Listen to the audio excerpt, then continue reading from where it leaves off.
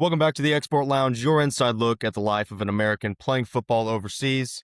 I'm Chase. This is Brad. He was with us last week as a permanent co-host, quarterback for the Out Comets, and his wide receiver, Gabe Quigley, creative director of Exported Athletes. He's the reason any of this looks good, so if you have qualms, just talk to that guy. He just got back from Croatia with the family. It was good catching up with you on that. Glad Nubby was doing well. But guys, here's how it stands. The CEFL is settled. Spain's done. France is done. Japan's on a huge break, and a ton of leagues are still fighting for hardware. We've got Switzerland, Czech, and Hungary, who are all playing their championship games either this weekend or next. And then you have Austria and Poland, who are in their semis. So, and we're dead in the middle of GFL season, which you guys are going to help me out a lot. Catching me up. We don't have to talk about the All-Out Comets necessarily, but just kind of the way that things are shaking out over there.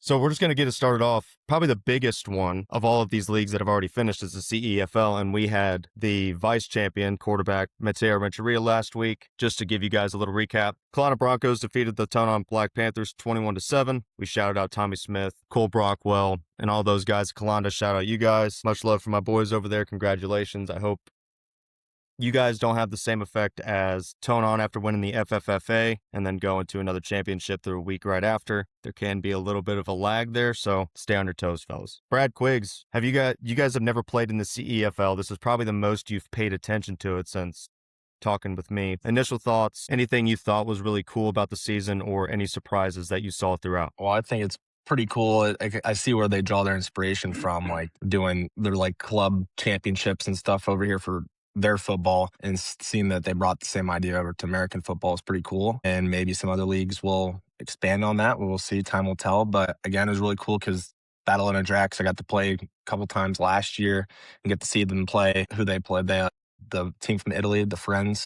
And just seeing the best of some countries go against the best of another is, you really can't beat that. And hopefully it expands and continues to get more competitive every year and more people get eyes to it. Because honestly, I wouldn't have heard it if I wasn't working here with y'all. And some of my roommates here had no idea what was going on. So hopefully it continues to grow each year and becomes a bigger thing and more eyes get to it, because it's a beautiful thing. Going country to country, seeing who's better.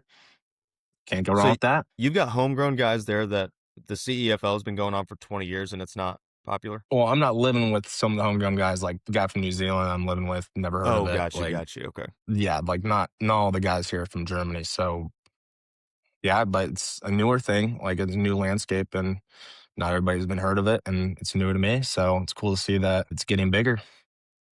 Think it's a little country dependent too. Like, there isn't really any German representation, so the GFL is kind of its own entity where it's like, this is the big thing. Whereas for me, I think the CEFL is probably the coolest thing in Europe personally, because it's like, it's always those debates. It's like, oh, this team could beat this team could beat that team. Like, they dominated their own country or whatever. And then even back home in the States, right? Like, you have the best college in New York or in Indiana, but you only kind of maybe meet up somewhere in the tournament if you get lucky. And those what ifs are always there. Right. This kind of alleviates that thought process, and it puts up some of the best teams from different countries, which is sick, because if you look at each country, the top to bottom talent's not always there. Like, Kalanda just dominates Switzerland. It is it's just the fact of the matter. They dominate it.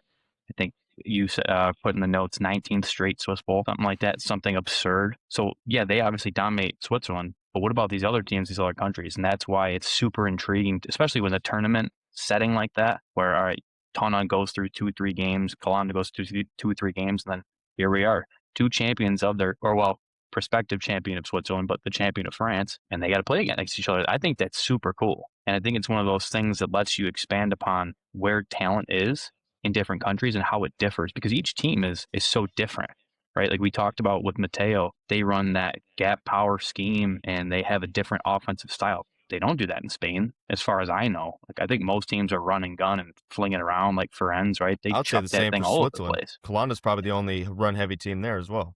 Right. And I think that's what's cool too. Right. Because that's just what they're good at. They're just really good at that kind of thing. And I think that's the other thing that's cool, is looking at most teams in the leagues, right? Like, spread offenses are huge over here. So when you're playing teams in your own league, you see it every week. You see the same thing. Well, Kalanda had to prepare for a completely different offense in Tonon, and look what they did. 7 points to an offense like that. Super impressive. And I think that's just a really cool thing about that tournament. Yeah, you said something about the GFL kind of being its own entity, but we've seen Schwabish in there in the CEFL quite frequently.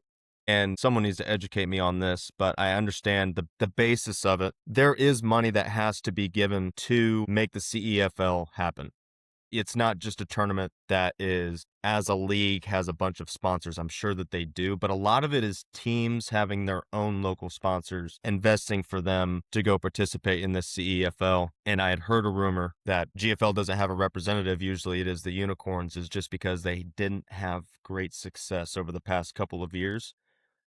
I'm going to wager that after what they're doing this year, and if they continue on this track, and we'll get to that here in a minute, but if they continue on that track, I think they re-enter play next season. So don't be shocked if you see a GFL team. Maybe, man, if we can get several in there, that'd be electric. But don't be shocked if you see the Schwäbisch Hall Unicorns back in there. Because, yeah, like you said it, dude, it's not like the national leagues where we're getting the best players from an entire country. It is the best squad assembled within that country. And I think that makes it even more special, because then it would just be another version of, I think you brought it up last time, the the European tournament where Yep. Austria wins quite frequently. So I think that's another thing that makes it special. And also like the the imports regionals of in these Little teams League. are high caliber. Exactly. It's like the regionals in Little League World Series, you know? Yeah. All those districts from like within the one state, and then eventually states play states, and then the best one represents the country. It's kind of like what that is. It's like Tonon only has players, or well, for the most part, from this area of France, right? It doesn't include all those national team guys, like you said, with that national team tournament. So it's a little bit different, and I think it's even cooler because that's that little area, like Kalanda up in Cure, however you want to say it.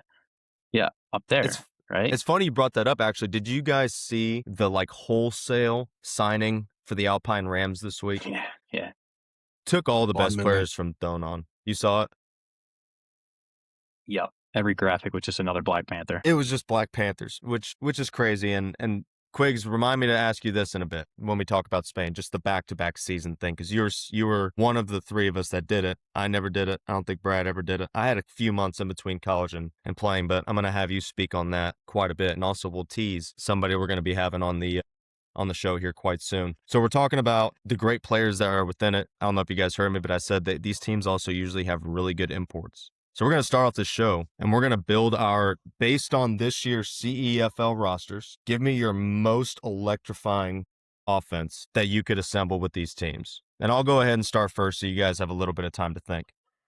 And this is no bias. This is not because I've known him. It's not because he was just on the pod. There were a lot of freak quarterbacks. I think Femiani would definitely be an argument. I think Robin Senrick would be an argument. Badalona's got an import quarterback. But at quarterback for me, I'm going Mateo Renteria. That's the guy who's at my helm. I could trust on him to make plays. He obviously can facilitate an offense. And I got to ride with my guy. You know what I mean?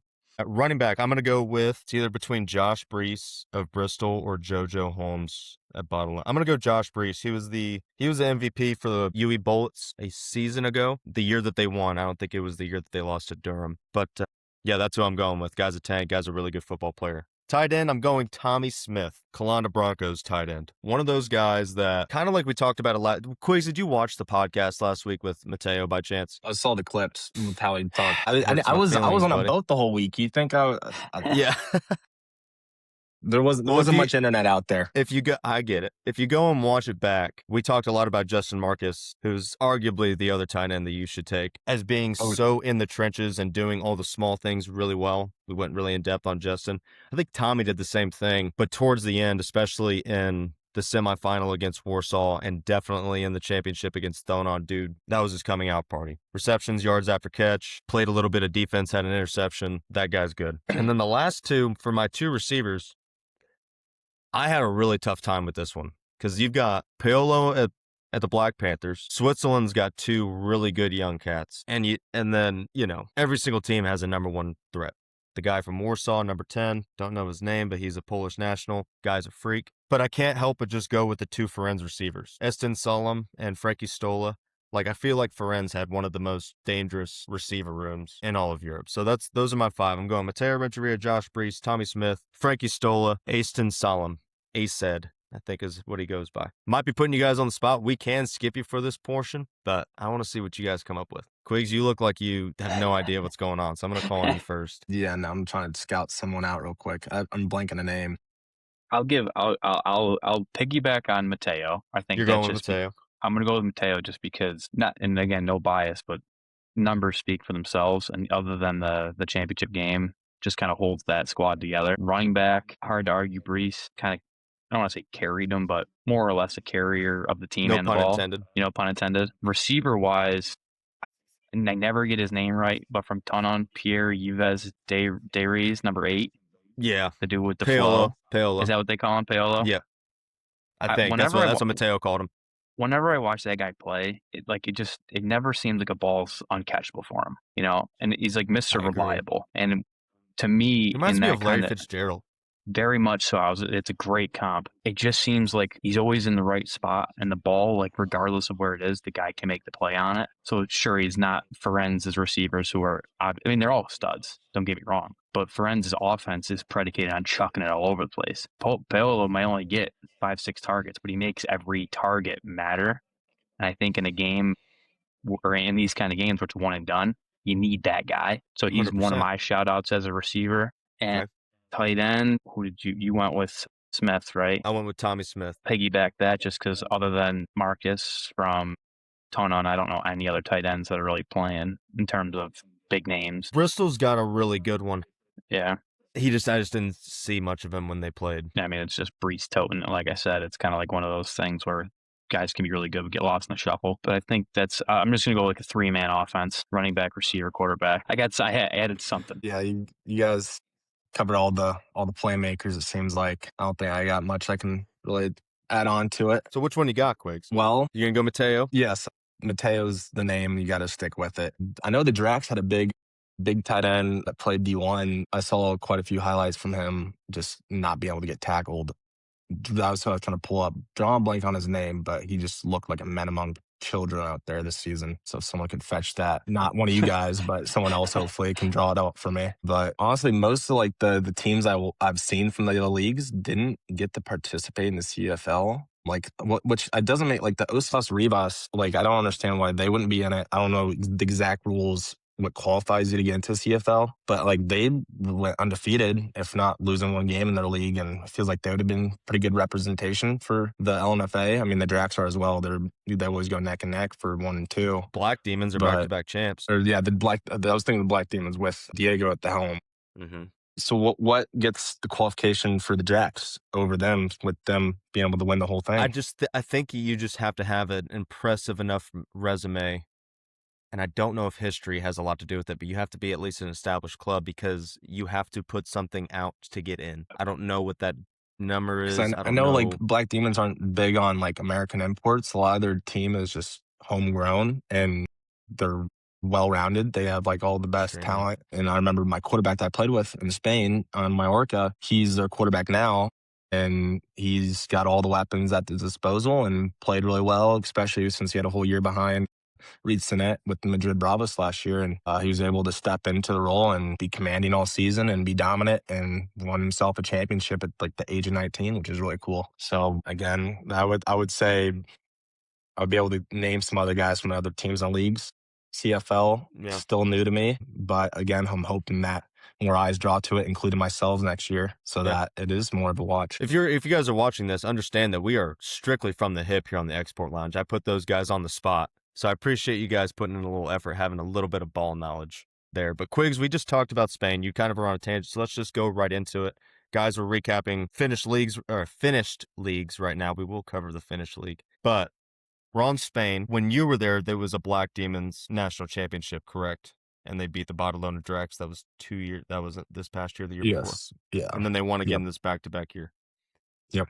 Did that shock anybody in Spain, or was it because I feel like it's always the Drax, Rivas, or Black Demons? Is there a level between Black Demons and then Rivas I would and say Drax? the Reds. The Reds are a really well-rounded team. They had an electric offense last year. Terrassa, yeah, Terrassa. You pronounce it better than I would. They were led by a receiver / DB as their quarterback, Alpha Jallo, who is a freak human, and they were wheeling and dealing. He was making plays on both ends of the ball. He was not there this year. He played for the Royal Crowns, who just won their championship in Sweden. Cerezo? Yeah. Yeah. Nice. Yep. All right. But yeah, they seem like they're pretty well-rounded. Like they had like actual solid players on both sides of the ball, homegrown, not imports. So maybe they're like the level in between. But probably the biggest like surprise of the season, honestly, I didn't know going into it much, was us beating the Drex first week in a thriller. That was I think that huge. was a shock of the season. Yeah, I had teammates crying, bawling their eyes out after the game. It was quite a sight, and it was a lot led into that game. I mean, I got there like 10 days before that game, and one of my import brothers had himself a night the night before, and led to us not having the best night of sleep leading into the game, and he ended up having the game winning fumble scoop first touchdown. So that was quite a shock to I would say the whole league, including myself.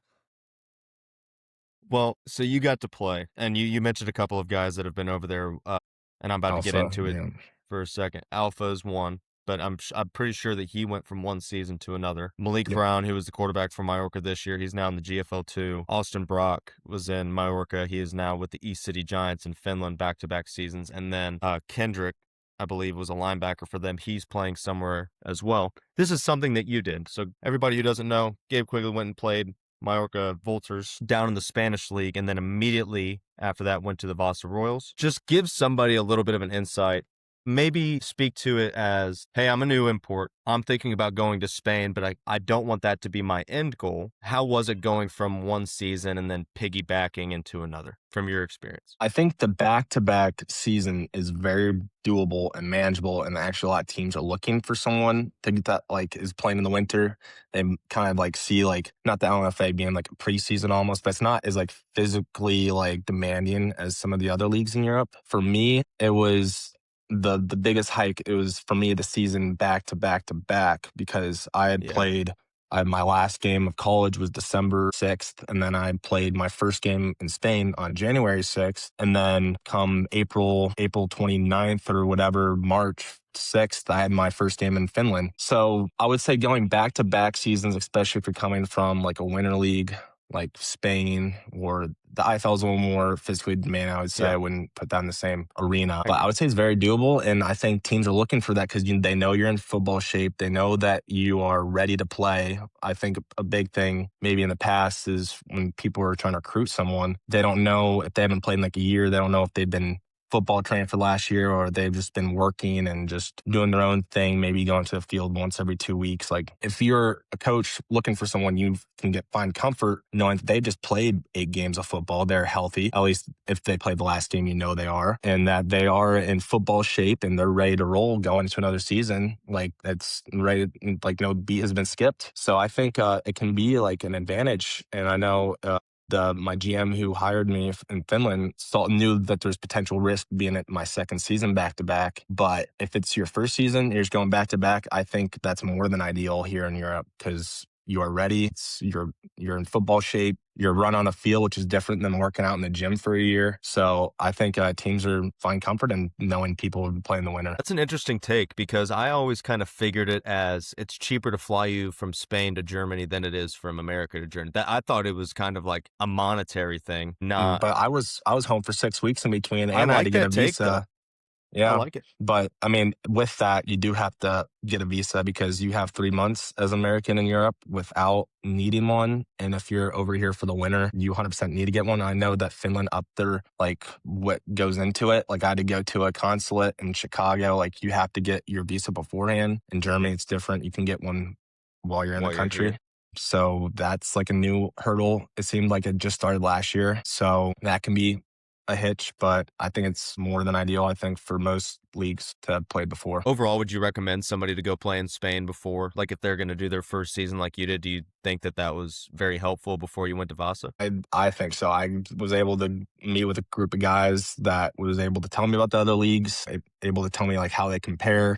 It was like essentially getting my feet wet and living on Mallorca. I mean, the experience could have been any better. So for me, it went as perfect as it could have gone, and I met some great people along the way.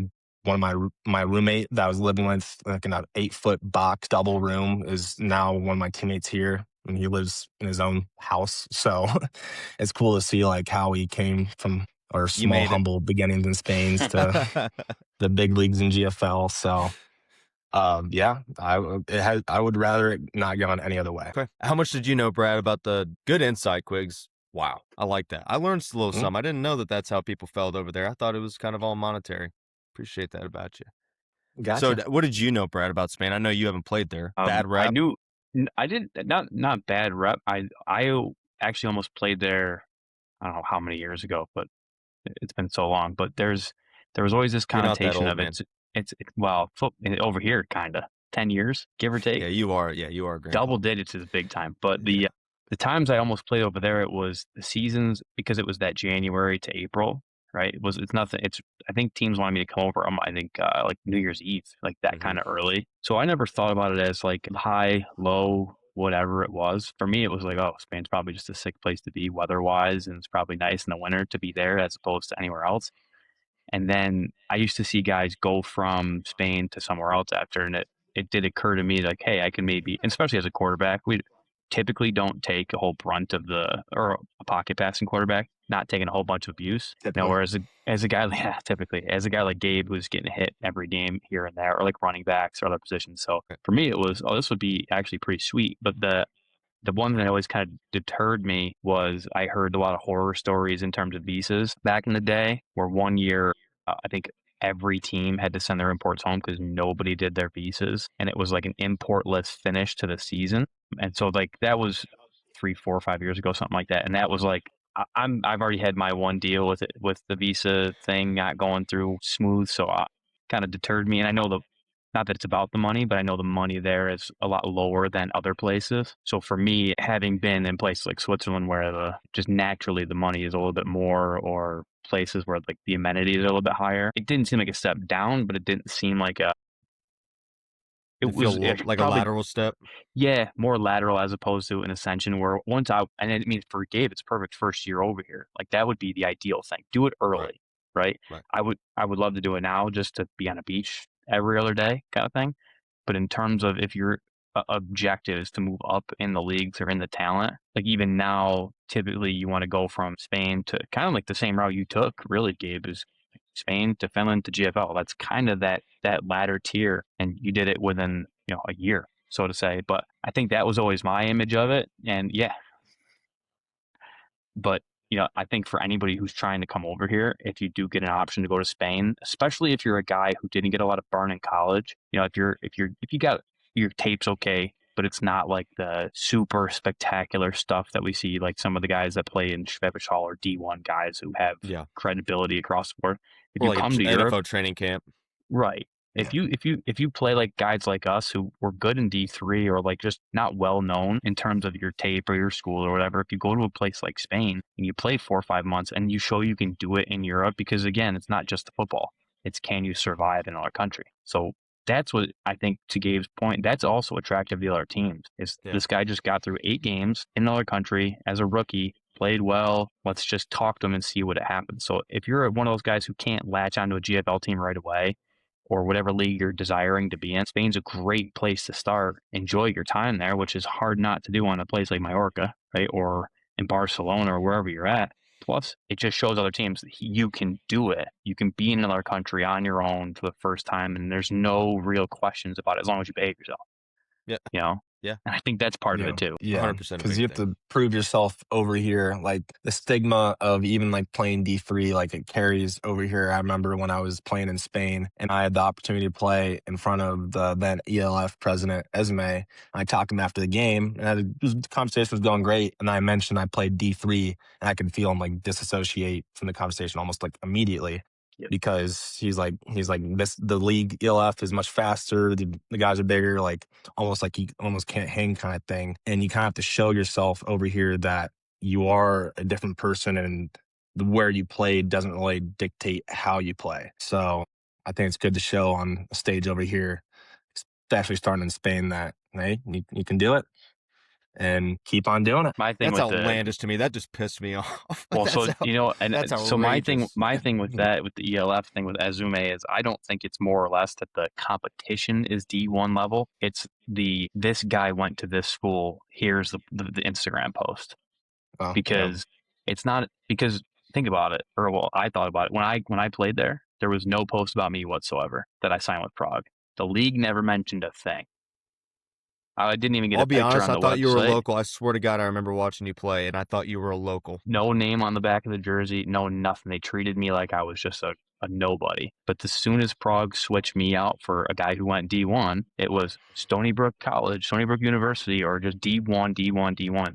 Nobody else that played in that league in 2 or 3 barely gets any mentions because it's all about like guys that played at Lamar but never actually played. But it's a D1 school, and Yeah. that's where that's a whole different tangent I can go off on. Yeah, That drives me bananas. But we'll end it on that because you got Yeah. me fired up here, Brad. We could Sorry, yeah. probably no, that needs to be another yap session. Ladies and gentlemen, we are not always going to have guests on our show. A lot of times that we're just going to get on here and tell you what's going on in Europe, and we're just going to talk. And that needs to be something that's talked about because to sum it up, there is a gigantic stigma as far as the Division 1. I mean, there's a problem here in America too. In the USA, going D1 is what all it's about. Nobody really cares if you And got everybody should aspire to go D1. It's the one. But as a ball knower, if I see a guy get a full ride scholarship to Chadron State or Hillsdale or is signing and starting for Wisconsin Whitewater or Mary Hardin Baylor, those people over across the pond have no clue what that means. We over here are starting to figure out, at least the people who know football are like, that dude's a stud. Right. So we'll end it on that. We definitely need to press into that because that could be another message from the Export Lounge here is football in America is American football. If you can play, you're going to play. It doesn't matter where. Totally no bias coming from 3D3 guys. Just dropped the news that they're playing at Ball State. We're going to try and make it the biggest Monon Bell game of all time. Biggest Division III football attended game. Stay tuned. We will be there. Moving on, man, we spent a lot of time on Spain. See, that's what we're talking about, ladies and gentlemen, is we just can't help ourselves. We just ramble. I had tried to have a list, never works. So we're just going to try and move on right from it. We've already mentioned Tonon probably 49 times just in this episode alone, and if you've watched the last 2, I feel like we talk about him all the time. Recapping the French League, we already know everything there is to know about Tonon. Congratulations. Great season. You guys are the pinnacle of France. Somebody that's not being talked about nearly enough since they lost in the championship is Iron Mask Kane. And dude, Connor Miller, who's been all around the world, been playing damn near as long as Brad. And then you had Devontae Key, who came onto the scene and is an absolute freak. That dude is a stud. So here's what happens. Those guys go out. They're a player 2 away from winning the Casse Diamant. Would have been a huge thing for him. But then you got this preseason news coming out of the French League that they're moving to more of a professional model. I don't know how else to say it. They kind of already listed out their teams for next year. They've got Black Panthers, Molasses, the Paris Flash, Grizzlies Catalan, Toulouse Oars, the Leopards, the Argonauts, and the Blue Stars. So they already set their lineup. And notice how in that I did not say Iron Mask Kane. Does anybody know what's going on? What are we trying to do? Every single league that's over there right now is the best teams stay in Division 1, the worst teams move down, and you just try to progressively get, your Premier League. I'm confused on what we're trying to move to. Do we think this is like another Stuttgart Surge situation where it's money, or is this? I mean, everything revolves around money. My guess would be that. That's the only thing that makes sense. But how does that get them more money? I don't know if you guys looked at Iron Mask. Shout out Iron Mask Kane, by the way. You guys had a hell of a year. Your guys' imports were insane. Your guys' locals are crazy. Honestly, when I was in France, nobody really talked about you. And in 2 years, you guys have made 2 championships. Hats off to you. Also, if you look at their social media, they're partnering with it's a wealthy area down there. They're partnering with really good places. If it's about money, where's your side of the argument by not having them in the league next year? And I can't read French, but they had a big thing going on online. Zonka pointed it out. So they're trying to fight it. Any thoughts here from you two on what is what are we trying to professionalize France? What could possibly be the purpose? You've been over there for a decade, Brad. Have you heard of anything like it? No, I've never heard of a league that would intentionally omit the vice champion of the league just because they want to make it new and more professional. It doesn't make any sense. Like the only thing, like Gabe said, the only thing I think or that would make any sense to me whatsoever is that they made some kind of outrageous league fee or some kind of, and this is what would make sense. I remember now. Okay, you got it. Yeah. It is keep going on your tangent. I'm going to find it, but please keep going. Like to me, the only thing that makes any sense is that it has to be something that has to do with money and or something with facilities or, how many people you can have in the stands, because even in these other leagues, and I don't know the exact numbers, but to play in the GFL 2 and the GFL 1, you have to pay pretty heavy price to be in that league. And then on top of that, you have to have a stadium that has certain requirements. Otherwise, you'll get fines and things of that nature. So maybe, and this is just a thought, that maybe in France, that's their thought process is maybe, the team is good and the infrastructure is fine, but the stadium may not have the amenities it needs, or the buy-in is a little too high, something of like that. Otherwise, it makes absolutely no sense. And when it doesn't make sense, it don't make, in that regard, I don't understand it. Let me read this to you. This is their post. And this is old news, by the way. This came out before the season, so we obviously couldn't have known that Right. they were going to leave out Iron Mask, but this is what they said. My reading voice. 8 clubs, one new shared vision for French-American football. The FFFA is proud to announce the launch of the Elite League in the first quarter of 2027. The evolution of the current Division 1 with a stronger structure and much higher ambitions. This is a major turning point. We are joining forces with 8 pioneering clubs to create a league that is stronger, more professional, and more attractive, designed to continue the growth of American football in France. This will reduce the number of clubs from 12 to 8 and significantly increase the league's standards and operational requirements. So it sounds like what you just described as they have to have these things. XYZ. Okay, this is obviously a developing story and nobody's really had a take on it, so we're going to be the first ones. Do we think that they get rid of the Ruin Leopards or somebody else to insert their vice champion, or do they send it back down to D2? No? I mean, they've already announced them.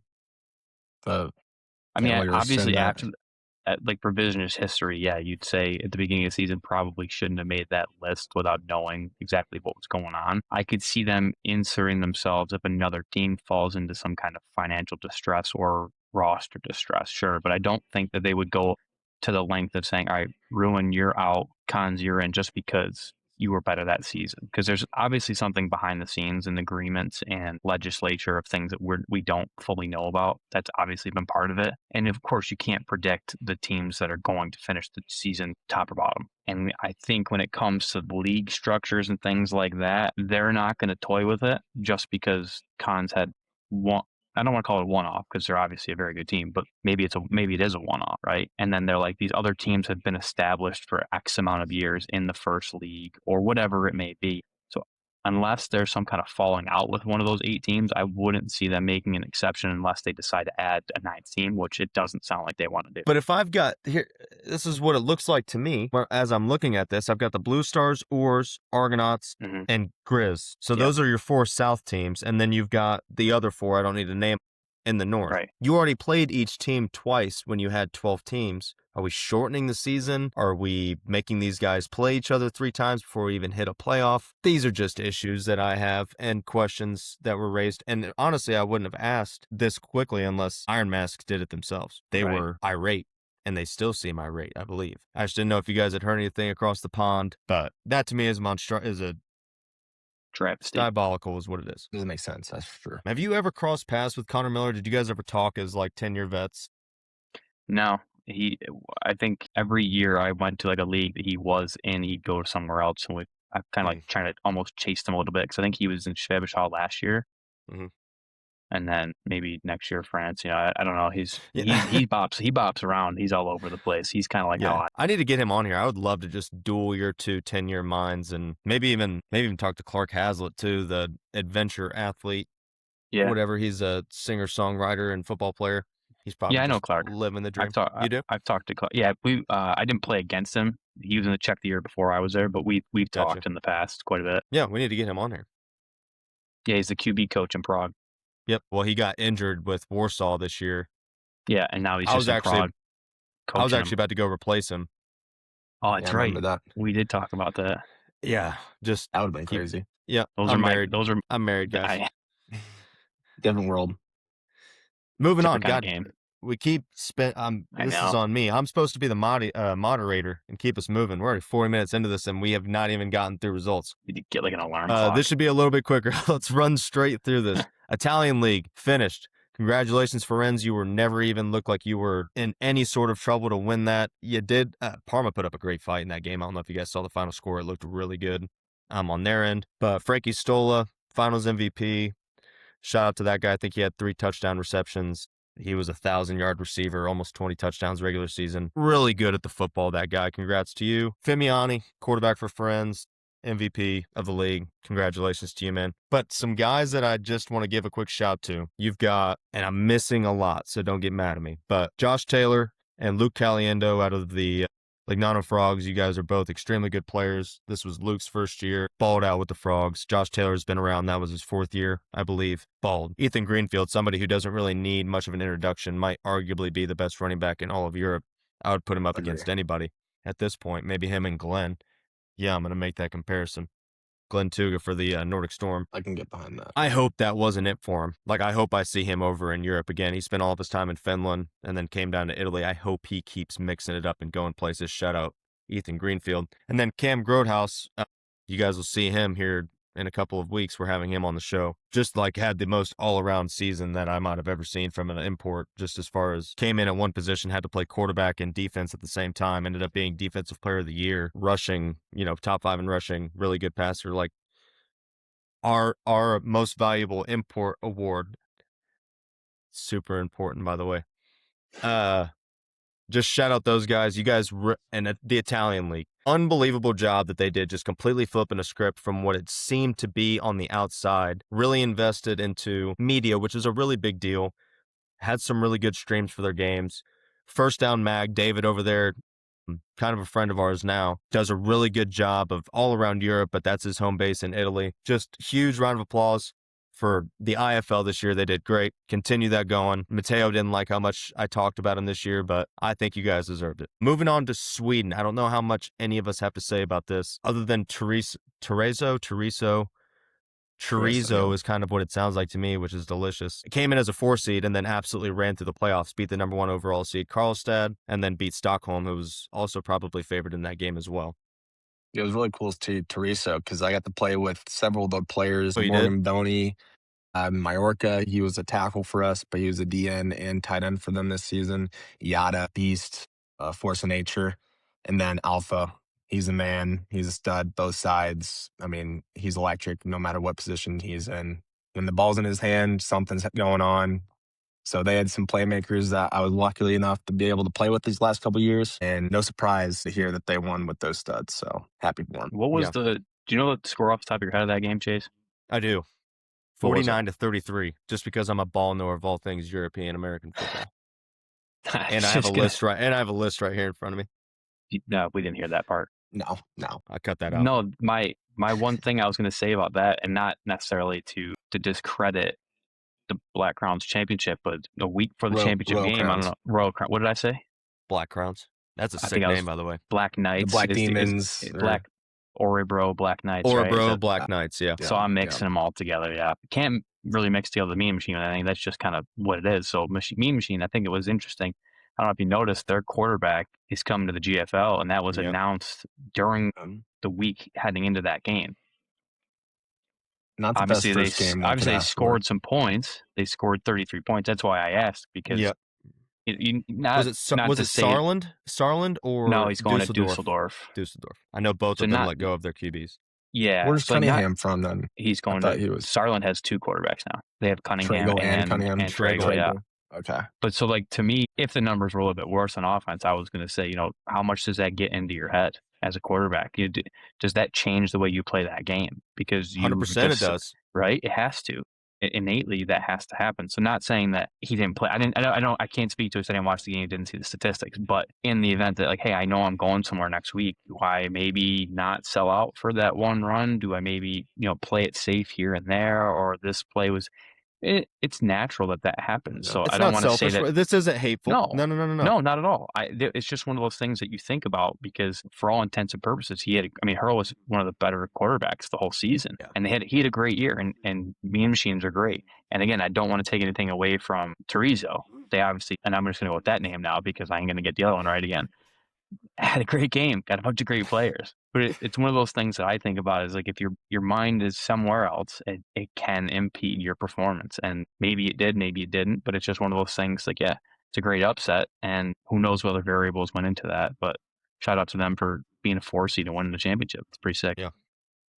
Cool. They've got the Royal Crowns quarterback, Trevor Vasey, has been over there for almost as long as you have. I think he's been strictly Sweden, Finland. Yeah, he's been up north the whole time. 6'7", 225. Yeah, tall as shit. That's a unit. Brock Osweiler out there. Yeah. He balled out in that game. So just wanted to shout him out really quick. I'm pretty sure he's an American, probably has a dual passport by now. But yeah, congrats to the Swedish League. Definitely need to put a little bit more emphasis on that league next year. It's just been around so long, and I think it gets overshadowed by the Maple League. I'll be honest. Let's spit through these really quick. Sorry. Guys, we're having too much fun. Sorry, dude. We just need to talk more. I think we all need to talk more.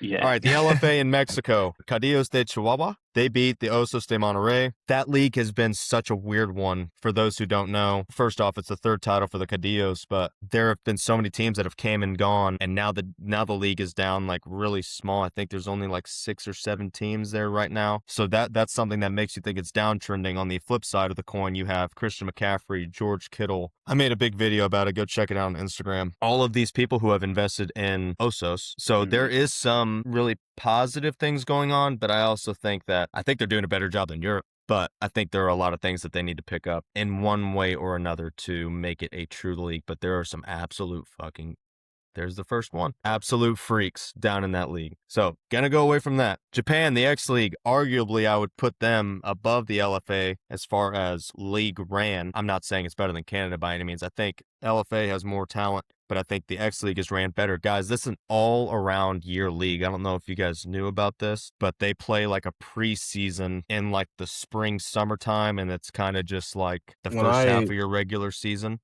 I was training with Reese a little bit this offseason. He only reported like a week before I did, which was in March. When did they end then? So they have that spring summer session, and that is about to be over. I think it is over. They're allowed to make changes to their roster and like get some things fixed, and then they enter the second half of their season where they go and they play the Pearl Bowl, and they're allowed to bring in new players and test like the first half is to test a roster, see how you're doing, and then you get to make changes over a couple of months, and then you finish off and you play the playoffs in the Pearl Bowl, which is a sick name. Yes. Kind of. So there's that. Another league. Yeah, I don't want to spend too much time on that. Another league that's on a little bit of a break. They resume August 15th, I believe, is Denmark. Little update for everybody. No real surprise that the AAB 89ers, I don't really know, do you call them AB?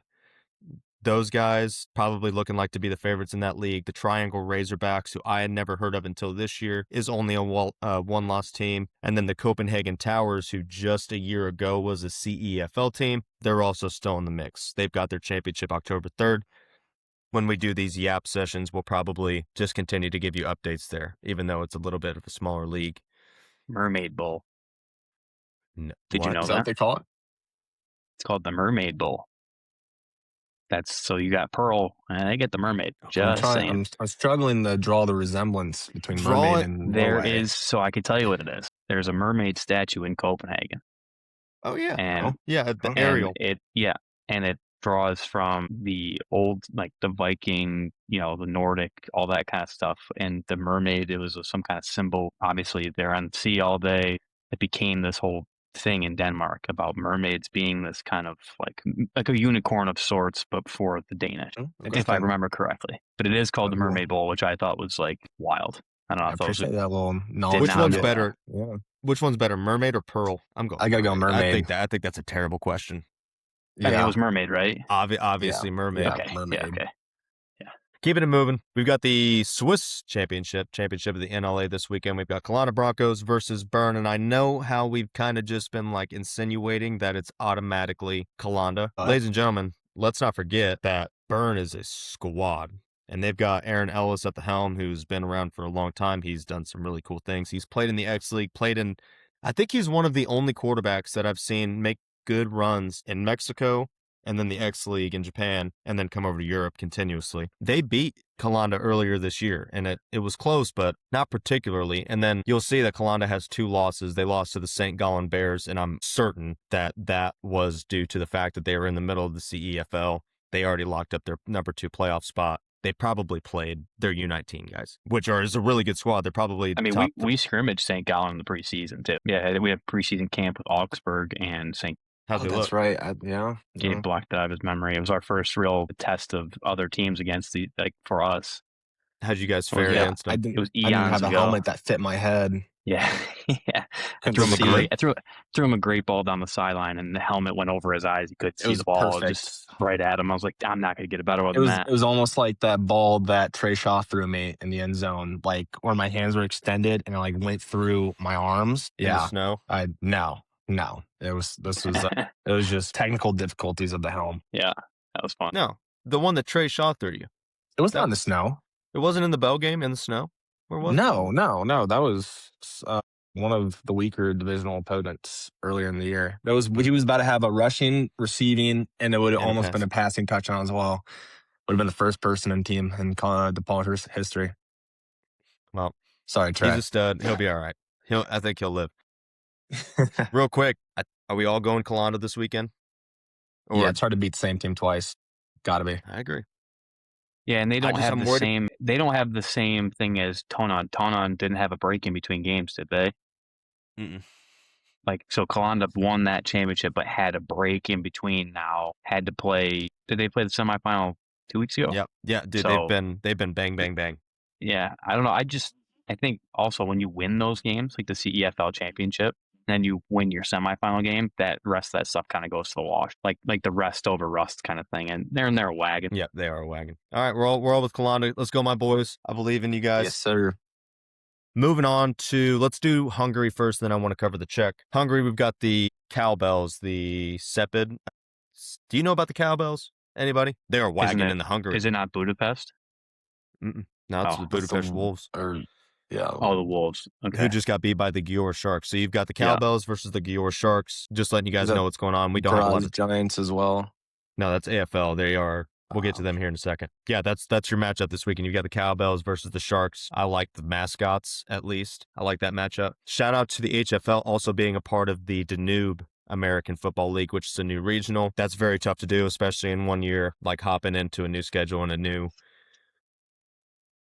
Mateo would be a great person to tell about that. I'm a great person to tell about that. It is hard to balance 2 seasons because you're like, hey, we're really focused on this, but this week we're playing in the CEFL and we've got to completely shift gears. So Right. I got the Cowbells. I think a couple of people picked Győr. Should be a fun one. Check it out if you're into Hungary football. The Czech Republic. Brad, I'm going to let you go a little bit off on here. So we've got the Nitra Knights versus the Vysocina Gladiators. No real surprise there. They were both the number 1 and 2 team throughout the season, but both had really tough semis against teams that Zenomo, who I'd heard of. The Yep. other one I didn't. Okay. Prevov? Perov? It's actually, their language is so messed up, but the R with a V over the top is CH, so it's Chedov. Yeah, I would have never gotten there. Yeah, no. So- the Chedov Mammoths, yeah. Is there any surprises here? Brad, tell the people what they need to know about the Czech football right before they have their championship. No surprises. I will say that the ascension of Chedov is, I want to take a little credit for that. A lot of my Steelers guys jumped over there. Ostrava, all right. So the Steelers, a lot of my main guys that were like integral in our season played for Chedov this year. Running back, receiver, O-line, bunch of guys had a little bit of a turnover and Ostrava went there. So that game to me wasn't a surprise with how close it was with Vistacina. And I know they have also had a quarterback change. You know, the old quarterback they had there, Dundacek, who I played against, he playing in a lower league now. So they've had a lot of turnover there. So that game was close. And I was hoping Chedov would win just for my boys. But it's no surprise that when a team is just a championship type of team, they're going to get there. The other side, Nitra, Slovakian team in the Czech league, they are now the new wagon, in my opinion, in that league. So they have the best receiver that's ever played in the Czech league. Yeah, I said number 11, stud. Yeah, Mario Biro, Super Mario. He's a freak. I would love to have thrown him the ball. You know, I mean, I had to watch him catch balls against our teams. We beat them twice in that Nice. season, so I'll take that. But great player. Desmond Prussia playing quarterback. He played for the Monarchs last year, so he stayed in Slovakia, but just kind of went up to the different teams. Been having a great season. Good dual threat quarterback, and they're one of those teams that they're just a well-oiled machine again. So this is a matchup between two powerhouses in terms of both teams know what's going on. They know how to play. They know what their strengths are, their weaknesses are, and it's going to be really fun, I think, to see how the Gladiators respond after a really close game with the Mammoths, and how the Knights match up after another close game with Znojmo. Because Znojmo is an interesting team. I don't get into too much of them. Really young, really fun team to watch. Local quarterback, no import running back. Zach Denike on that team. Just a touchdown machine. Good all around team, but Nitra is just, I think they won it last year too. They're just in It wasn't it. Vice's Or 2 team? years or 2 years ago. Okay. They've won it recently. I know that I can't remember what year it was, but when you have a receiver like Mirabiro, who's just, you can't contain the guy, and Desmond's running the ball, he's throwing the ball, and the defense is very solid. The Glads, from what I've seen clip wise, I don't know how good their pass game is these days. They do have Ashton Hurt at running back as an American, so they can tote it. I would give the slight edge to Nitra because I do think the championship game is in Nitra. It is. I could be, yeah. So that was one thing that kind of screwed me. My season where we went to the championship, had to play against the Gladiators in their home stadium, and that is an advantage that you just can't replace. And that's a long drive for the Glads. Oh, really? I mean, well, yeah, they're going from the southwestern part of the Czech into Slovakia. It's not a short ride. So I'm giving the edge to Nitra, and I think it'll be a close game. I think it's going to be one of those, like, whoever makes the first mistake is going to be in trouble. Okay. Yeah, be on the lookout for that game of the week next week. You've heard it here first that Brad's probably going to be picking Nitra. Let's see what happens. Pay attention to the Czech, dude. It'd be fun. It'd be fun to see. And it does suck for the Czech. I do think that they need to get involved in a regional league with some of those top teams, just due to the fact that you lost the Black Panthers, who was the wagon prior. I think you did take a step back in that league, but it seemed like it was less of one than I previously thought from what I've seen so far this year. So I think it's hard just because the country's really small, and Yeah. so you got an ELF team, and whatever the hell they are now, and then you have the Black Panthers, your biggest city. Sorry, as you can feel the disdain for it, but the biggest, or like the most populous city in the country doesn't have a team playing in its local league. That to me, or the Mustangs, They're in the Prague Mustangs are they do have a Prague Lions Black still. I Panthers. think it's in the second league though. second or third league, yeah, but they don't have like a prominent first Yeah, league team, and right, that which to is me crazy. is criminal. That's crazy. Keeping it moving. So we've got that out of the way. Finished leagues, finals coming up. Now let's move on to semis. We've got 2 leagues that are in their semifinals. Both play this weekend. We've got Poland, and no surprise at the teams that are in this right now. You've got the Wrocław Panthers and the Silesia Rebels. The Rebels have been the number 2 seed the entire season. And then you've got Warsaw, the number 1 overall best team. I think it's obvious that they're the best team in Poland versus Białystok Lowlanders. Their quarterback was the MVP of the league. I think these can get a little bit more.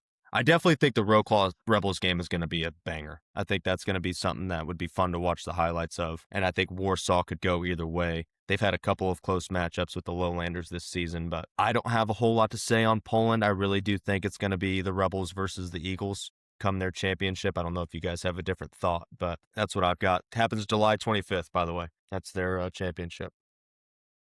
I'm anything there taking the from you guys? Eagles. I'm taking the Eagles every single game of the week matchup, and it's been automatic. So I'm going to roll with the Eagles no matter what. They seem like a pretty dominant squad, and Okay. I see no reason not to back. Same. Plus Anything, their Brad? GM was my GM when I was in Warsaw. So shout out Osman. Ride with him wherever.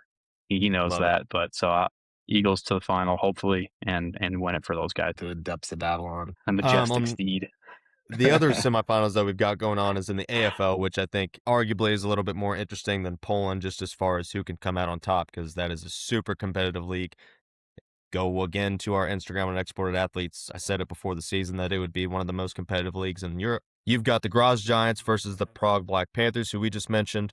And then you've got Danube Dragons versus the AFC Vienna Vikings. Danube has been the top of the league majority of the season. Kind of seems like they've hit a little bit of a wall. But they've still got Walter Kuhlenkamp, absolute stud at quarterback. The Vikings have gone through multiple import changes. I think they've started like 6 or 7. Nope, 5 to 7. Let's say 5 to 7 quarterbacks this year so far. I got to roll with Graz because I think they finally get over the hump, and I think Prague's going to be an absolute challenge for them to even get there. And then I think Danube is just better than Vienna. Anything from you guys, especially from you, Brad, knowing the BP pretty well? Yeah, I think my running back from back in the day with Ostrava, I believe he's still with PvP. Blanky Kuba, he's good buddy. So, and they have a local quarterback. He's a young kid. He was my backup not technically my backup, but he was a junior when I was in Ostrava. playing quarterback there. Good athlete, can chuck it. So the playoffs will now be a test to see what he's made out of. I think he's 18 or 19 now, young kid. So going up against Graz, like we talked about with Mateo, great, strong defense, strong players. We'll see what that matchup looks like. And then hard to pick against the guy with an awesome name with Camp. So he's Yeah. Danube's quarterback, right? I mean, that's just a sick name. So I would say it's probably Danube and Graz. And then I'm pulling for Graz just because I think that would be a cool story to say they finally agree. get over that hump. So that's what I'm hoping for. But I'll say Danube and Graz will be my two picks for the semis at least. Quigs? And I agree right there. I'll tag on to the actual league. I think the AFL has got something really cool going on with the one import on each side. The domestics are very strong in how they've been able to retain them. Kudos to them. I was able to watch the Tyrol and Throners game earlier this year, and the talent pool was unreal to watch the game just from the domestics. Like Adam Callahan, a linebacker for the Throners, got to play against him last year in Finland. Complete animal. Beast, has to be a force that's to be reckoned with.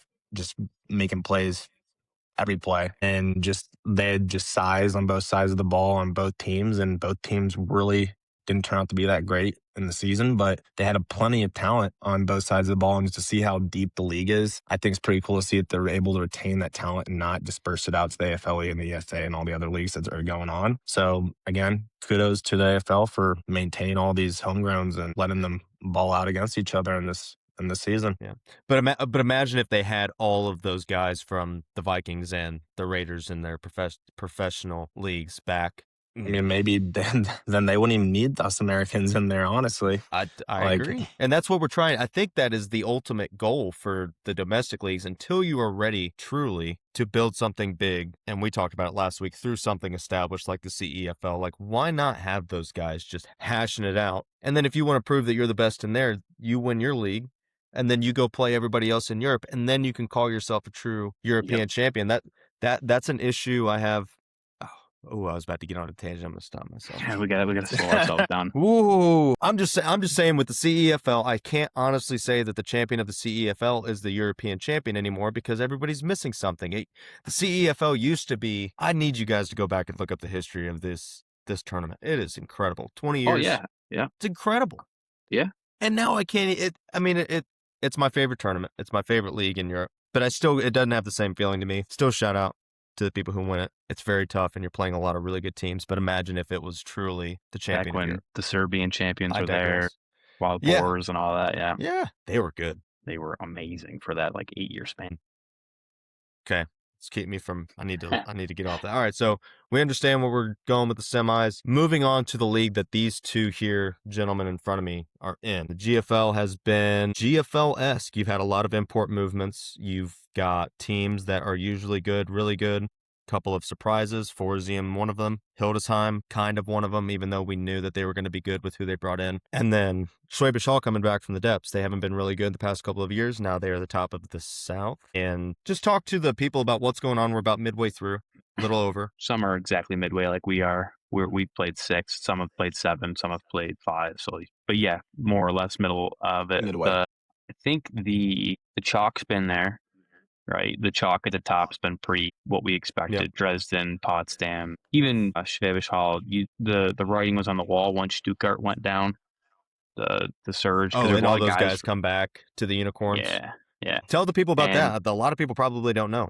Well, I think I don't want to be quoted on it just because we've mentioned it, but I can't say exactly what the number was. But obviously, when you have a team from Stuttgart. That's the closest GFL, I believe, is Schwäbisch Hall and some other teams. But that team went not saying because we got to play them in a few weeks, so I want no bulletin board material. They were down for a few years, down from their standard, down for a few years. What's the common denominator is the ELF, and now they're right back up. And what's the common denominator? The team that was closest to them is now gone. Yeah, it just makes a lot of sense that you get a lot of those guys back, and coaching staffs returns, and they got excellent imports. It was what we expected. So it's it's who they are, who we thought they were, kind of thing. And then the rest of it, the interesting part to me is the middle of the packs and even the bottom feeders, like we are, unfortunately. But it's in the South, the top 4 teams could be shuffling themselves in those positions from Ravensburg, Munich, and Pforzheim, because Pforzheim comes out, kicks the shit out of us for 2 games, and then Ravensburg beats them and holds them to 10 points. So it's those 3 teams, and I'm sure they could threaten Svevich Hall too. Not going to crown them king of the South yet, but it's those 4 and where they're going to end up in the table for the playoffs. That will probably be the most interesting thing in the second half of the season in the South. And then in the North, Dresden beating Potsdam was probably the highlight of the first half of the season up there.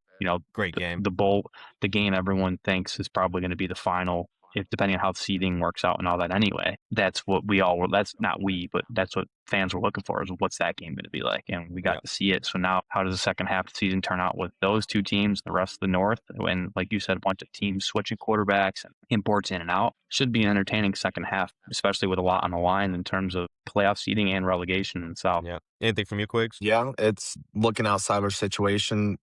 It's looking like there's a lot of good ball, a lot of movement going on with Sarlin. I've only really been keeping eyes on teams we have in our near future. And we have, what looks like, watching highlights and tape, a great quarterback in Gabriel Cunningham. Doesn't look like he had the best first game in the GFL that one could ask for. I think last week we saw his stats. But the North, Braunschweig, going from how they started to looking very competitive the last couple weeks is really cool to see. And a team that usually is pretty dominant from what I've heard in the past, the Rebels having the mishaps and troubles they had. I think they had an article earlier this week highlighting the complications they're going through at the moment. So it seems like just a very on par competitive season. Obviously, there's a ridge in the league that you can see from the top to middle to bottom. But speaking from the bottom, it looks like it's going to be a very competitive finish for those there here at the end of the season. There's going to be a lot of good matchups for those on the bottom end of the tiers. So I'm excited to see how those play out. And I know the future of the GFL in the next 2 years, they want to consolidate teams. So these years are very important to staying in the GFL. So if you haven't heard, they're going to consolidate down to 12 teams in 2028. So it's going to be very competitive. Yeah. 16 Hold down on. to When 12. you say consolidate, are we combining teams or are we sending teams to the GFL cutting too? them out. Okay. Yeah. Complete cutout. And obviously those won't be an teams organization or won't be in the GFL 1, just for everybody. won't be in the GFL 1. Okay. Well, yes. So will you cut the bottom 2 out of each division? All we know is this year, the bottom 2 of the South, the bottom of the South will automatically get relegated. And then the bottom 2nd of the South and the bottom 1 of the North are going to have a relegation playoff. And then how they handle next year, I'm not sure. But from now to 2028, there'll be 4 teams out of the GFL 1. So we have a couple interesting, very competitive years ahead of the GFL 1. Whether they're trying to compete with the AFL, EFA, I'm not sure what the angle is, but they're trying to make it maybe just a more top to bottom competitive league, which I love to see, because it is clear that there's a rift from number 1 to 16. And if you want a truly competitive league, you want 16, or I guess what then will be 12 to have a chance to beat the 1. Yeah. It would be great for the league. So I'm very curious to see how it all shakes out. I had just seen something, and I don't want to say it was the German Football League account, but it was one of those situations where, hey, if the league or if the season ended today, this would be the relegation game. And I saw it was you guys in Brunswick. Yeah. I don't think it'll end up being Braunschweig. I don't think so either. This was very early. Yeah. No, I saw the same post you saw. But I'm like you said, or like I just said, I think the bottom tier will be very competitive to end the season. And it could go really any which way. I'll just be who wants it more. And I'm hoping that the Comets will want it. There's only one way to find out, though, and time will tell. It always does. I agree.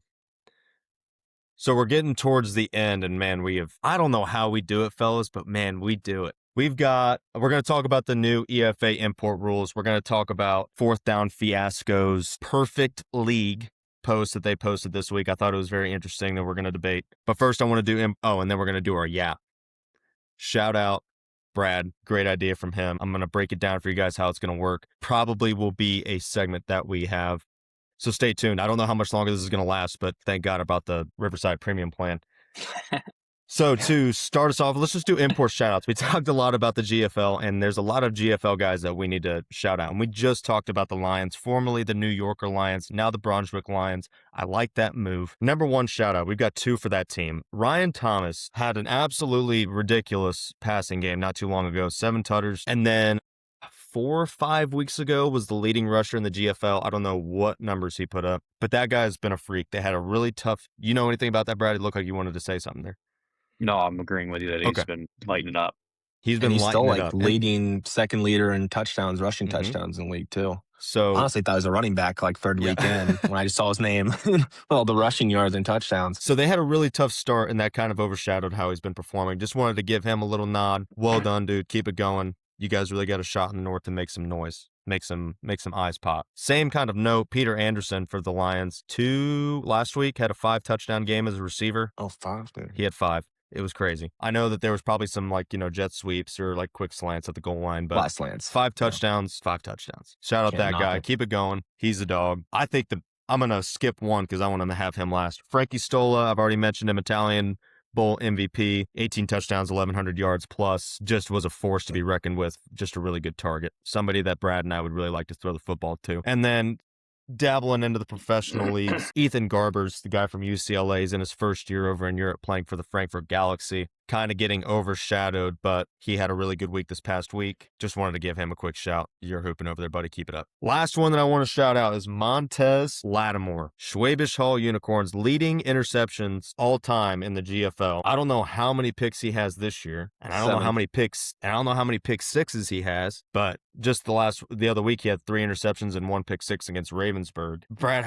what are we doing when we see Schwabish? Just throwing away from 26? Where's 26 and then Go that over way. there, go this way. Just There's the full Comets game plan for you, everybody. I'll cut that out.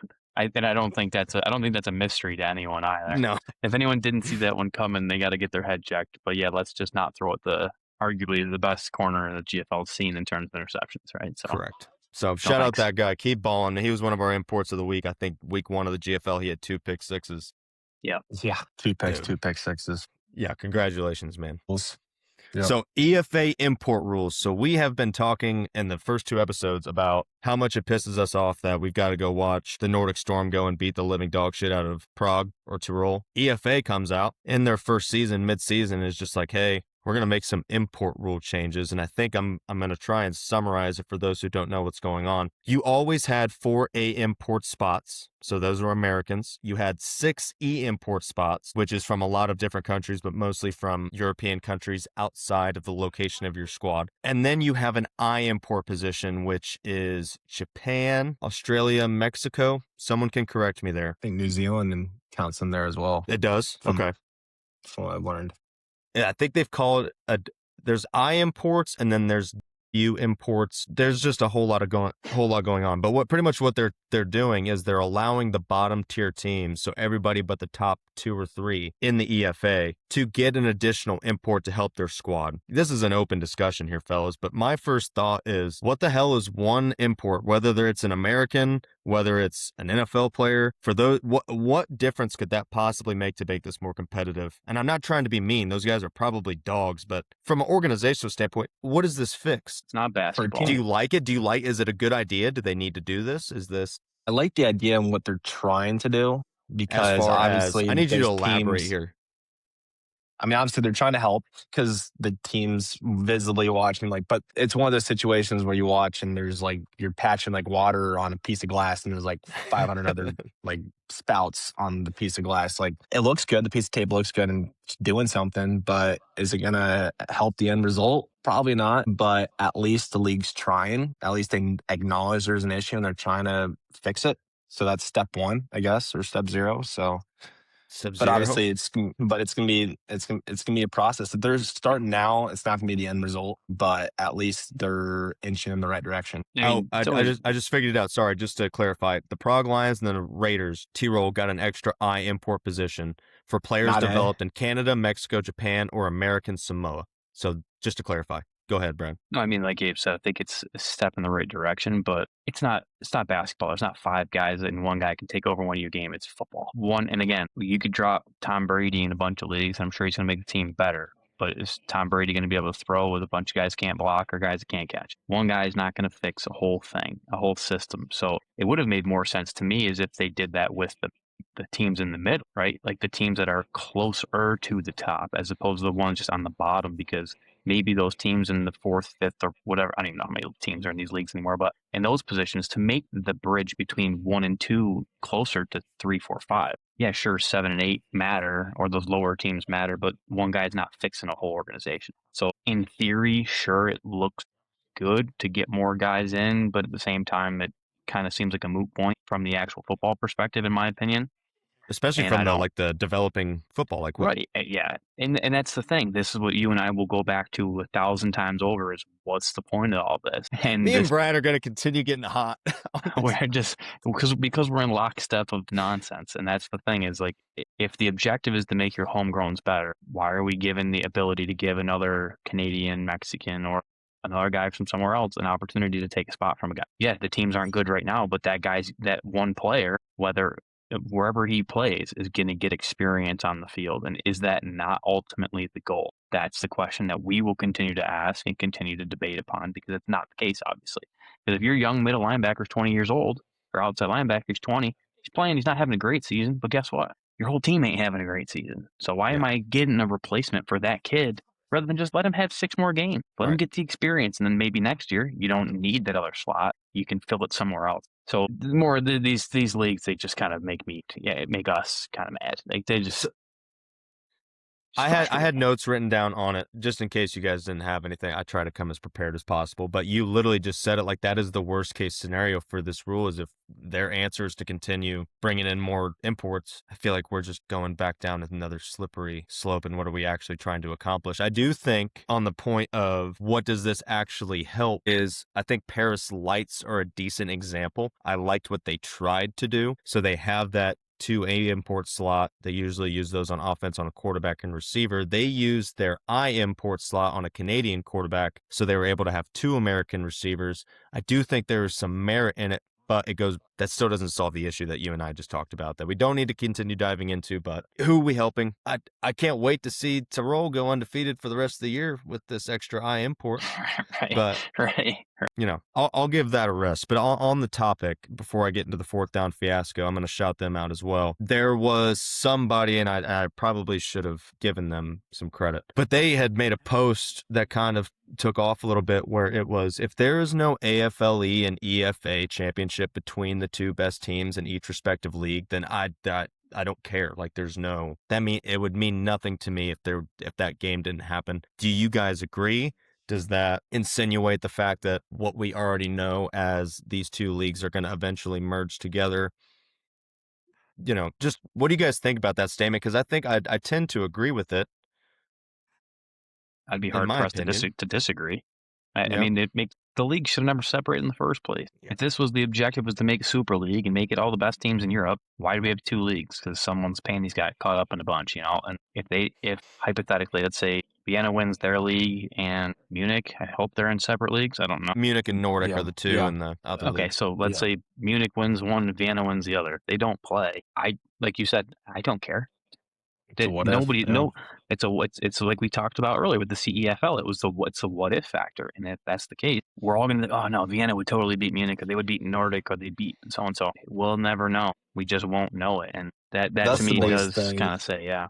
I think it's just unfortunate that those teams just don't get to play because Vienna last year, very entertaining to watch. Same with Madrid, who isn't a thing right now, and Nordic Storm, their first year having a franchise. Like they all were electric to watch. It was my first year watching the ELF, and I was watching with a guy in Finland that had a brother playing on Vienna, and it was fun to watch. And then now it's the AFLE and the EFA, and it's kind of hard to follow one because one doesn't have an Instagram account, and the other one does, and they're both free on YouTube, but you don't know when. And there's just so many things going on. It's hard to follow. It's a lot harder to follow than what it was in the ELF.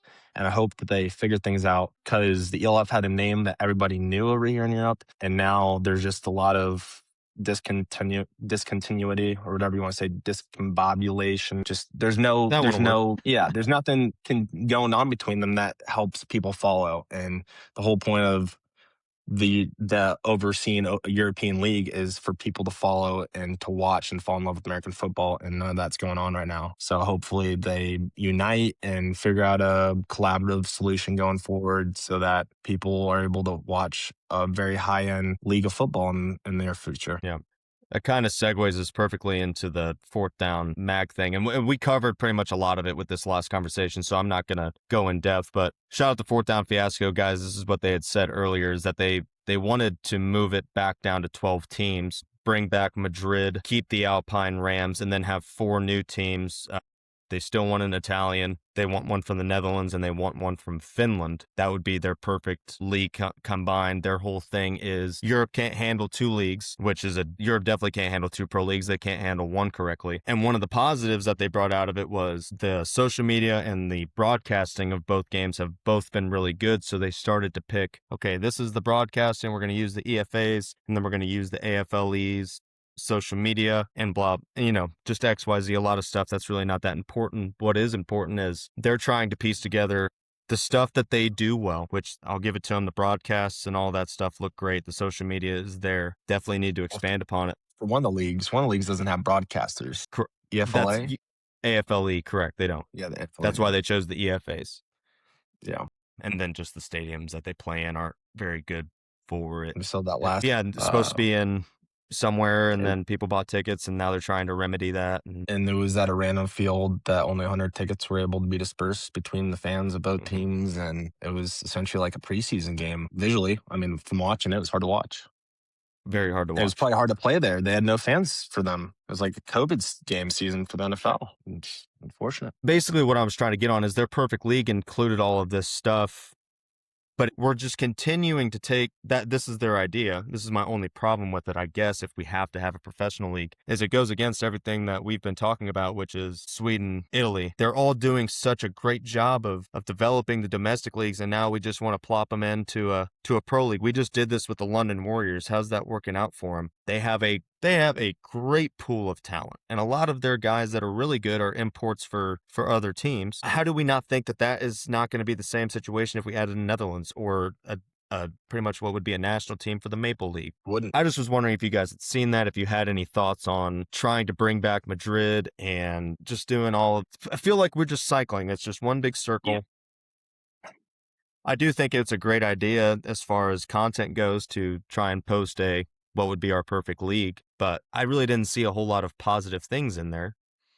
I think it all just comes down to, like we talked about already, a CEFL championship of all of Europe. Best team from Finland, best team from Denmark, best team from everywhere, and just make it a tournament within the season or after the season, after your local different season. Times for everybody. That's the only unfortunate so this thing. is a good question. Would you do it? What'd you say, Quicks? So the only unfortunate thing is because everybody's season at a different time. It'd be a different time in everybody's season. Right. Like Italy and Spain plays during the winter, and Finland, us. So that's what I was going to ask Brad is, since it's impossible to do, Quiggs just explained it, would we suggest, and this is the only way, I think, unless you guys have a different idea, the year prior, that champion, that next year is involved in the CEFL just the way it is now? Yes. Can these leagues, and answer why not, push their seasons back more towards where everybody else is? So I'm not saying that this is a solution, but why is it that Spain is so early, that France is so early, and Maple League is so late? Does anybody know? It's a weather thing. It has to be weather. Yeah, Spain would be raging weather. hot over the summer. Okay. That's very even, Italy would be. But Spain has teams in it, right? And that's part of what I think is, like, there's a solution. It comes down to a desire to make it work. Like Germany, we start in our first games in May. Why are we not starting in April and then playing until July? There's Didn't no they, reason. 2 years ago.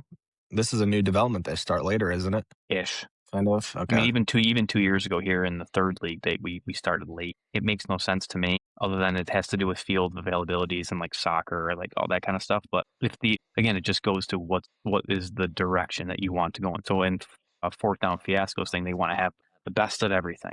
Well, you're never going to get that in one league. So you can get that in a tournament set. The only teams that are really playing now, I mean, we're going to be the only league other than Finland that's going to be playing any further than next weekend. AFL and EFA. But I mean, I Yeah. just For domestics. I know. Yeah. those I don't know. I'm count for sorry. me. I had to throw it Those in ain't there. real. Those are that lady's not real playing type thing. I'm Tiffany Gomas. Yeah. That thing is not real. That's those teams for me. So like, why not put it like, so Germany, we got this break or whatever in between right now. Some teams have 3 weeks off, some have 4. You could very well have a championship of a tournament within the next 3 or 4 weeks. for the previous finished champion. So again, like you said, you pick certain teams that don't have a current champ. So if Spain wins this year, they're still not done in time to start a tournament. So it's going to have to be the champion from the year prior. That's just part of it. And that's the way you get a team from the Netherlands, from Finland, you're never going to get this perfect alignment of every country has a super team. It's not going to happen. Yep. But So, also cool. like teams from last year going to this year aren't going to be the same team as like imports. Us American imports are going to stay from the same team, the team every year. And as we've seen with our own team, we've consolidated or lost like half our veterans and team from one year to the next. Like there's a lot of changes in European football from one year to the next. It's hard to find that right timing. Would that not incentivize those guys to come back and start getting more Correct. consistent? I do think that would help. In That's our a great case, question. Gabe, in our case, this team last year was 3-9.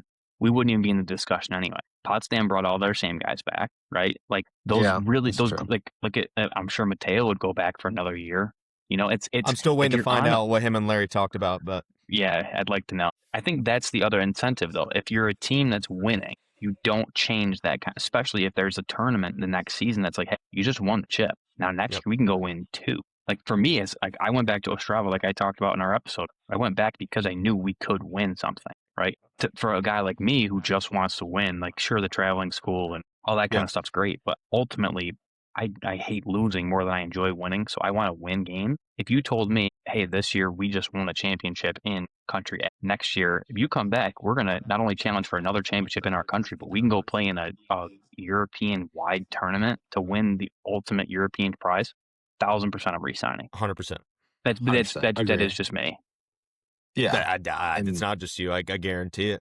Anyone with any competitive juices would agree. Yeah, I agree. And the thing is, if like let's say we hypothetically set up this tournament and a team, the quarterback or whomever imports from wherever is like, no, I'm good, not coming back. It's like, okay, well they got to find somebody else and hope that again, it's not even about the import, right? Nope, It is, it's but not. it is Yeah, to a certain that's true. extent, but it's not because again, Yeah. there's sometimes one of us, sometimes two of us on a team or on the field at one time. It comes down to the local guys, and that is what is the more important thing. You and I would say, Chase, and the more important thing in terms of crowning a true European champion. I don't think, even the AFLE or the leagues that shall not be named a champion, if they played each other, half those guys aren't even from that area. Correct. So sure, yeah, you won, but half your team's from like Spain or half your team's from Italy. You got to me, that's still not even the true champion. Like that's my soapbox I'll sit on for that one. But I think there's a way to do it. I think it comes down to desire and it comes down to participate. My point is we've been down this path. I've got 2 cool posters. Shout out those guys who sent it over to me. I've got the ELF and the NFL Europe helmets back here. Where are both of these leagues now? We've tried this before. Can we try something different? That's I'll end it there. Because god damn it, Fair point. we're at 100 and 40 minutes, and I feel like it's been 30 minutes. We need to do has this flown more by. often. This I'm will glad be the you're having longest. This will be the longest talk from us because we've had so much to cover. We'll usually only have a week or 2 that we have to catch you guys up on, and yeah, we're gonna yap like we do. But we're gonna sit on this soapbox, I think, until the end of Exported Athletes. Give me a full-scale CEFL tournament, and let's just see what happens. That's all I'm gonna say. We can save this if, ands, and buts. Try it. Why not? By the way, I said it last time. Quigley didn't see it, so I'm going to say it for him right now.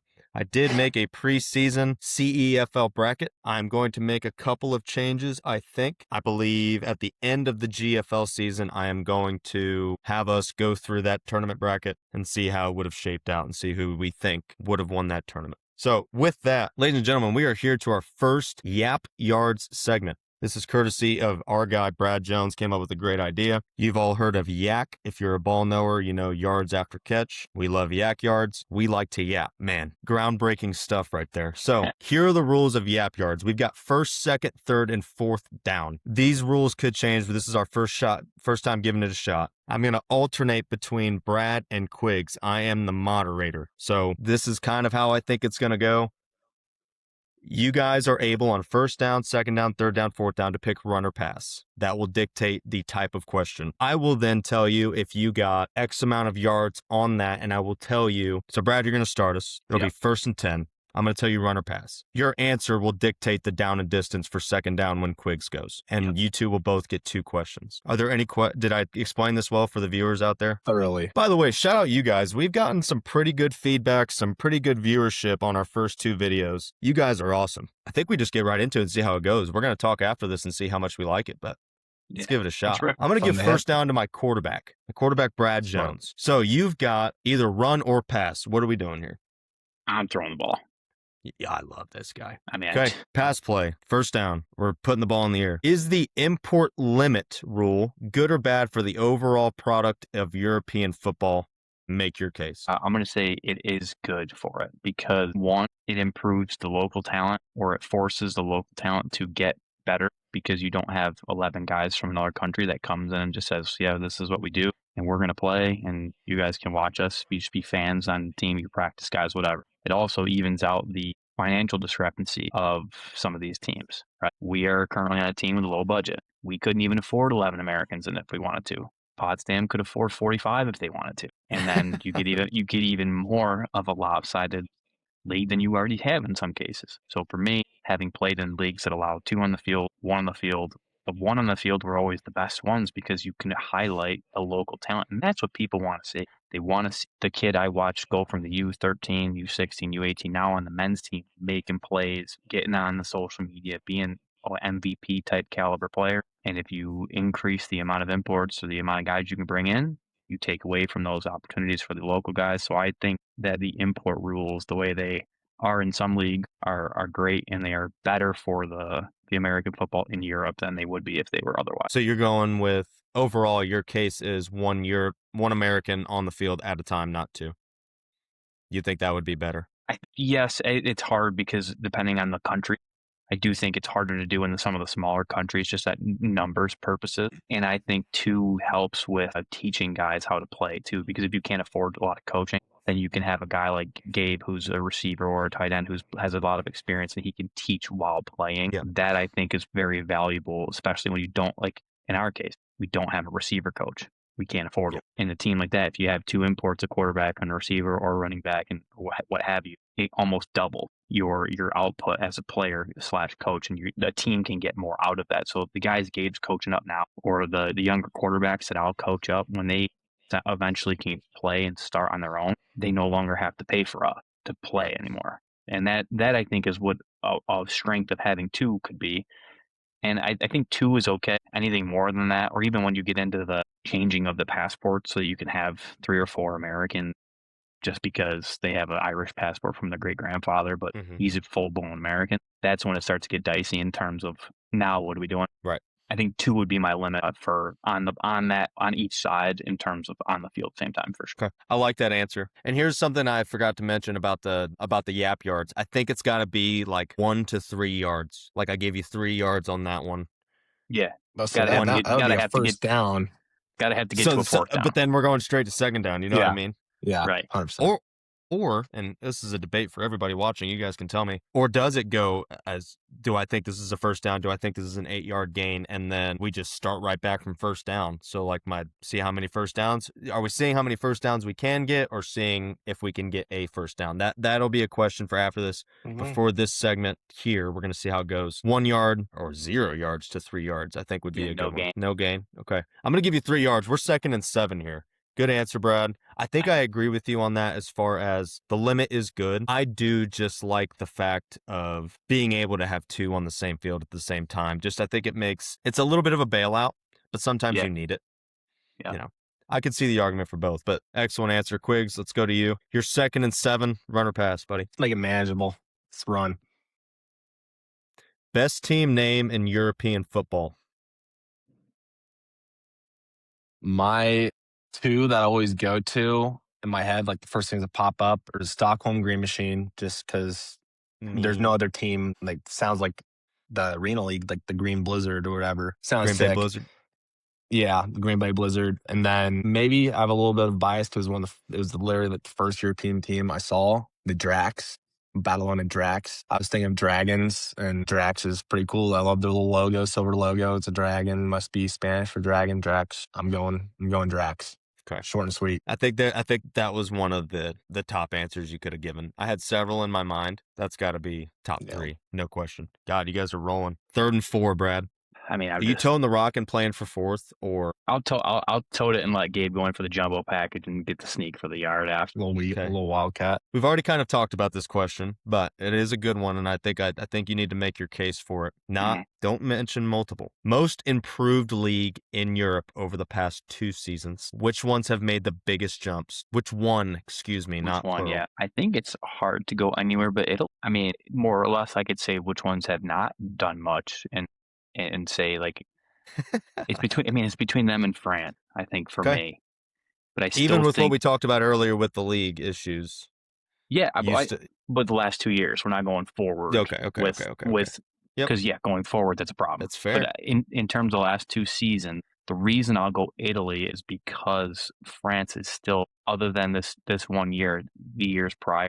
I think I'm going to go Italy over France Okay. simply because France is a little still top heavy, and I think Tonon, Marseille, all those teams that are always at the top are still there, and there's a lot of bottom teams that are just kind of there. Whereas Italy, they have that too, but it seems like they really put an emphasis on making it, like you've talked about, more entertainment value, more broadcast value, and then the skill level seems to be getting higher and higher each year, especially when you watch some of the guys go from the Italian league to other league right after the season ends. I mean, we have a couple on our team that we got right after they finished, and they're really good players. So I'm going to go that Italy's made that jump from 2 years ago where it was like, who's the best team in Italy? Like we don't really know. It was Luke Zaharata or however you pronounce his name. No disrespect, but whatever team Milano, Seaman, whatever. Yeah, Seaman. They were just the team, and the rest of them you were kind of like, who could maybe get second? It was not who could win. Where now it seems like you have the Dolphins are back up, the Frogs are there now, the champion Guelph, then you have Parma Panthers. Like, it just seems to have a little bit more balance throughout it, and for me, that's the important thing when you're developing a league or trying to get it to move up. And I think over the last couple seasons they've done that. Yeah. And you can't forget about Torino either. Those guys are loaded with local talent as well. You know what I mean? And that's what I mean. I think we rambled off 6 teams that you probably at the beginning of the season could have said, I don't know who's going to win. Like, they're all pretty darn good. Where most leagues can't say that. Yeah. I will say Firenze definitely holds the crown as far as the obvious best team there, but they had their trouble against Parma, who almost lost to the Frogs, who lost to Torino. There's a little mix-up. So it's a good answer. For the sake of argument, just for example, I'm going to give you 2 yards. So we are now 4th and 2. I just want everyone to see how it goes. It's a great answer, Brad. But screw it. Let's go a little play action waggle. 4th and 2. You must have waggled. Wiggle with a little waggle. You're looking at me a little mischievously. No, I'm looking at my question because I get to pick a league or a country. I wanted to be able to take what we have already said and use it. Yeah, kind of just elaborate on something else. And here's the question. I'll read it and then I'm going to pick the country and league. How would you fix the perception of American football in blank? What is the number one, as an organizational standpoint, you're the commissioner and you want your league to be in line with the GFL or with France or with Austria? What would you do, since it's Quigley, as the commissioner? What would you do to Spain? What would you do to the Spanish league? Well, it's not going to be a 1-year quick fix, but it starts with the youth. And I think a reason why the German league has done so well is because they have such good youth programs and they've learned to love football from a young age. From what I saw in Spain, the young thought football was cool. They thought football wearing the pads looked cool. But like when they got on the field, I have some memories of watching young kids get smacked on the field and they literally just never show up to practice again.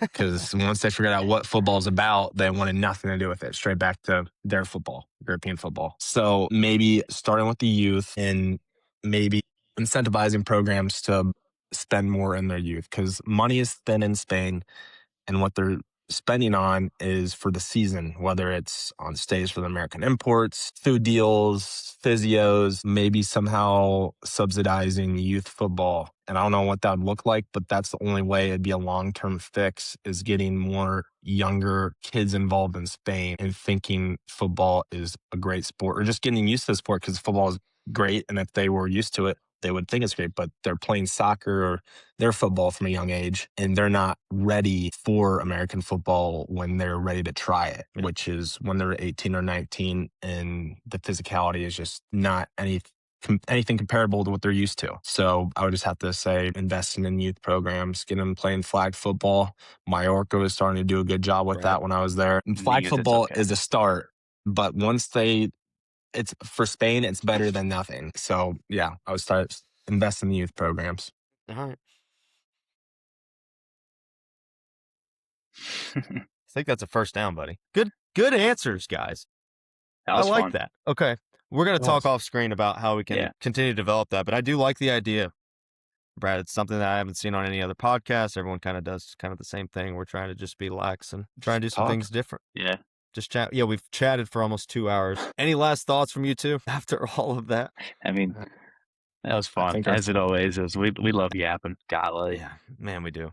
Well, ladies and gentlemen, that's the Export Lounge. Huge one today. Brad and Quigley, thank you guys so much for being on. Ladies and gentlemen, we've got, we did our CEFL Super Team built. That league is over. France, Spain, all these leagues are done. We've still got the GFL and a bunch of other leagues still going on, so stay tuned with us. We'll be updating you guys. We'll do this a little bit more often. We still love to have our guests on, but definitely going to be yapping just between the three of us, keeping you up to date on what's going on in Europe. Guys, if you know anybody who's playing overseas or wants to play overseas and wants to come tell his story in the lounge, send him our way. All we do is just chat ball and drop a little bit of knowledge on you, and we just love it, dude. That's what this show is. Every episode, we're telling stories and speaking our minds on what's going on. So if you're that guy, or if you know someone who's that guy, you know where to find us. Exported Athletes, man, thank you for tuning in for episode 3.